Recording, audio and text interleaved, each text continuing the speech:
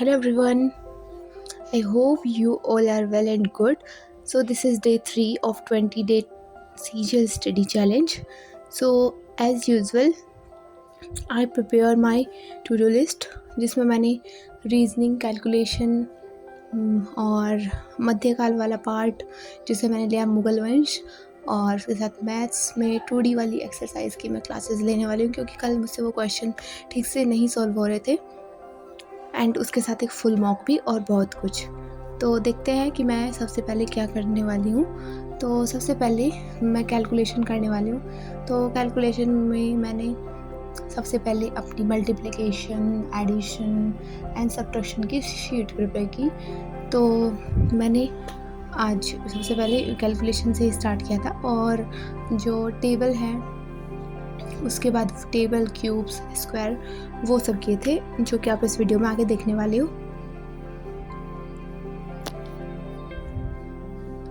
तो यहाँ मैं अपने एडिशंस के क्वेश्चन डाल रही हूँ जो भी मुझे करने हैं। तो मैं रैंडमली कोई भी नंबर यहाँ पर लिख देती हूँ जो भी मेरे माइंड में आता है।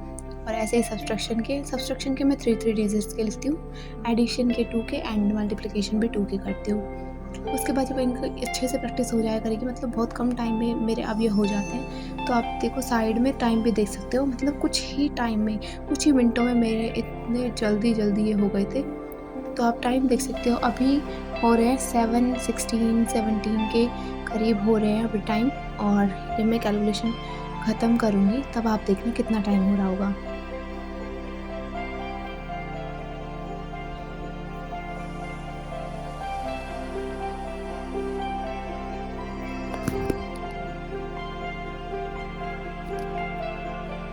आपने अभी तक अगर मेरी जो कैलकुलेशन शीट कैसे प्रिपेयर करें अपनी खुद से, वो वाली वीडियो नहीं देखी है तो अभी आप जाकर डिस्क्रिप्शन से लिंक पर जा सकते हो या फिर आप चैनल पर विज़िट करके उस वीडियो को देख सकते हो। तो यहाँ मेरा लगभग कैलकुलेशन जो ड्रिल वाला पार्ट है वो तो कंप्लीट होने ही वाला है, बस सब्सट्रैक्शन के कुछ पोर्शन इसमें बचा है क्योंकि मैं जल्दी कंप्लीट कर लूँगी। एंड उसके बाद करेंगे हम समथिंग डिफरेंट तो नहीं, वो डेली में ही मेरा काम है, डेली करती हूँ वो चीज़ें, तो वही है आज भी। तो मैंने टेबल आज 2 से स्टार्ट करके 2 से स्टार्ट ना करके 16 से स्टार्ट की है, 16 से लेके 30 तक, क्योंकि मुझे ये टेबल टिप्स पर याद होनी चाहिए।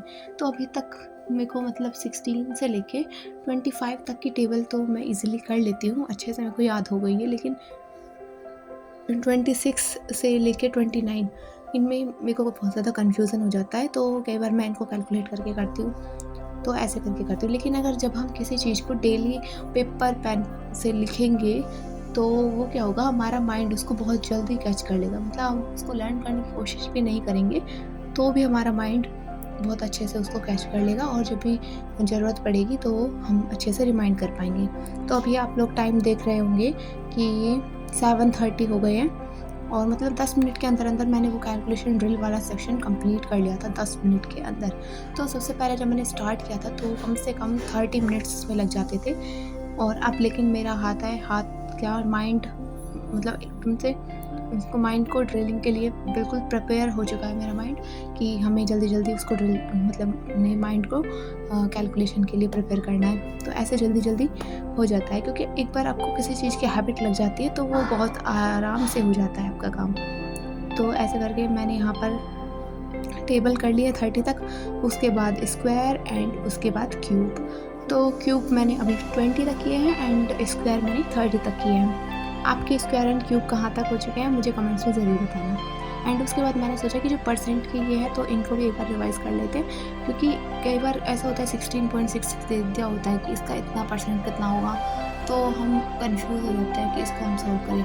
मतलब डायरेक्ट ऐसे करने लग जाते हैं कि मान लो 50 का 16.66%, तो ऐसे कन्फ्यूज़न होती है। तो उसको 50 का 1/6 से हम कर लेंगे। तो इस तरह से मैंने पहले ये किया और उसके बाद अब मैं कर रही हूँ वोकैबलरी में मेरे 100 तक सिनोनिम्स और एंटोनिम्स हो गए थे।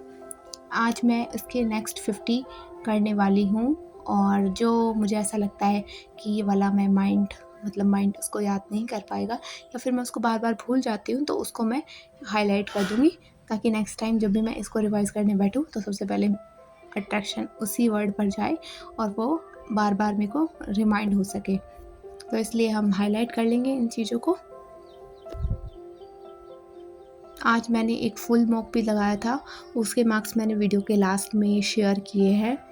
और मैं टेक्स्ट बुक ऐप से मॉक्स लगाती हूँ। आप लोग कहाँ से लगाते हो और आपके कितने मार्क्स आते हैं, आप लोग मुझे कमेंट्स में शेयर करके बता सकते हो।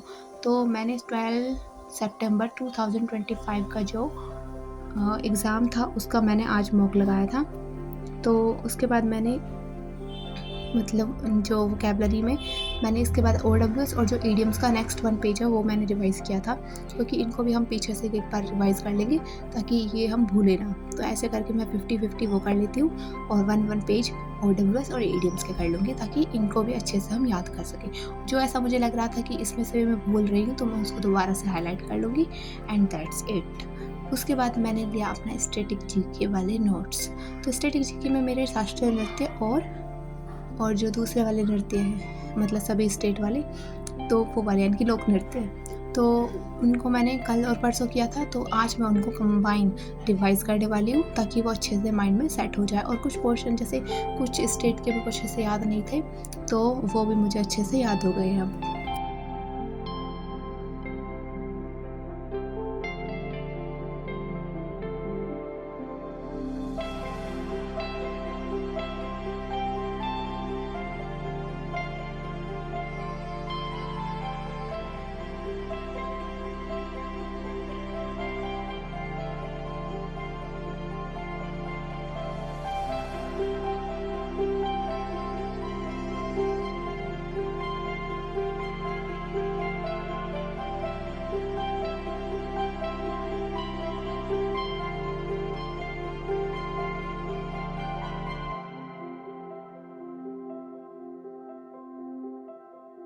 सो ये मेरा हो चुका है कंप्लीट। और इसके बाद अब मैं जीएस करने वाली हूँ, जिसमें मैंने लिया है टॉपिक मुगल डायनेस्टी।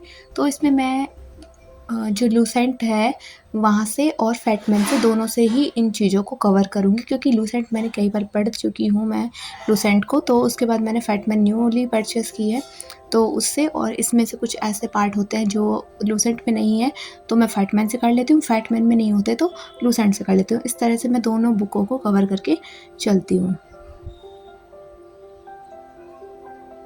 उसके बाद टेबुलर फॉर्म में दिए हुए हैं लूसेंट में, वो मैंने कर लिए है, और जो फैटमैन में दिए हुए हैं वो मैंने कर लिए। तो इससे ऐसा होता है कि कोई भी टॉपिक आपका ऐसा होता है कि वो छूटता ही नहीं है। तो इसलिए हाँ, आप लोग भी ऐसे कर सकते हो, लेकिन एक बुक से करना ज़्यादा बेस्ट होता है। या तो आप लूसेंट से करिए या फैटमैन से करिए। तो मैं ज़्यादा प्रेफर करूँगी लूसेंट को, क्योंकि उसमें बहुत अच्छे से दिया हुआ है। और अगर आपको रिवाइज़ करना है कोई टॉपिक तो आप फैटमैन से कर सकते हो, वो भी बहुत अच्छे से उसमें दिया हुआ है और आप उन सर की क्लासेस से भी इनको अच्छे से समझ सकते हो। तो उसके बाद मैंने उठाया अपना इंग्लिश ग्रामर का पोर्शन, जिसमें मैंने कल सब्जेक्ट वर्ब एग्रीमेंट वाला टॉपिक के जो नोट्स बना रखे थे उनको रिवाइज़ किया था। तो आज उसके क्वेश्चंस मैंने वॉल्यूम 1 से सॉल्व किए हैं और ये मुझे बहुत अच्छे से क्लियर हो गए थे। बस 1-2 क्वेश्चन ही ऐसे थे जिनको मेरे को उनके आंसर चेक करने पड़े, नहीं तो सारे क्वेश्चन ही ईज़िली सॉल्व हो चुके थे। तो उसके बाद ये मेरा कल का रनिंग टाइम था, जो कि पहली बार 8 मिनट 3 सेकंड आया था 1600 मीटर का रनिंग टाइम। तो क्या आप भी डेली रनिंग के लिए जाते हो? मुझे कमेंट्स में ज़रूर बताना। और उसके बाद मैथ्स का तो मैं आप लोगों को बता ही रही हूँ कि जो 2D है वो वाली एक्सरसाइज के कल क्वेश्चन ठीक से नहीं सॉल्व हो रहे थे, तो उसकी मैं आज वीडियोस देखने वाली हूँ। मतलब मैंने इसमें जो भी हैं वीडियोस देखी और उसके बाद उसके क्वेश्चन सॉल्व किए। तो आपके लिए ये वाला क्वेश्चन, इसको सॉल्व करके कमेंट्स में आंसर देना। और ये रहा मेरे मॉक के स्कोर, जो कि मेरे बहुत ही कम आए, मतलब मेरे नेगेटिव में ज़्यादा चले गए थे। और रीजनिंग के 3 क्वेश्चन असली मिस्टेक की वजह से गलत हुए हैं। बाकी मैथ में मेरे को टाइम की बहुत ज़्यादा कमी लगी, क्योंकि सेक्शनल टाइम था तो इसलिए इसमें बहुत ज़्यादा कमी थी टाइम की। आपके मार्क्स कितने हैं वो मुझे ज़रूर बताना। And thanks for watching.